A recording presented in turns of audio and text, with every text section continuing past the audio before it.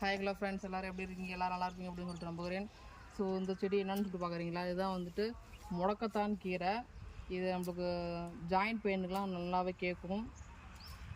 இதை ஒரு படி அரிசிக்கு ஒரு பிடி எடுத்து நம்ம போட்டு அரிசி ஊற வச்சுக்கணும்.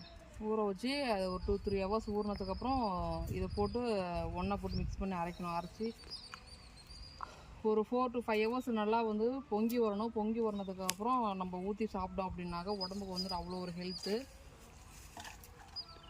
நாங்கள் எங்கள் அம்மா சின்ன பிள்ளையில் இருக்கும்போது இதை தான் எங்களுக்கு வந்து செஞ்சு கொடுப்பாங்க. ஸோ சூப்பராக இருக்கும், நல்லாயிருக்கும். தோசை வந்து நல்லா க்ரீன் கலரில் இருக்கும். ஸோ என் பசங்களுமே பச்சை தோசை வேணுமா, பச்சை தோசை வேணுமா அப்படின்னு சொல்லிட்டு என் பசங்களுமே வந்துட்டு கேட்பாங்க. ஸோ ஏன்னா அந்தளவுக்கு எங்கள் அம்மா வந்து இது பறித்து அடிக்கடி செஞ்சு கொடுப்பாங்க என் பசங்களுக்கும். ஸோ அதனால் வந்து அதை பார்த்தாவே பச்சை தோசை வேணுமா அப்படின்னு சொல்லிட்டு வந்துட்டு கேட்பாங்க. நல்லாயிருக்குமா அப்படின்னு சொல்லிட்டு சொல்லுவாங்க.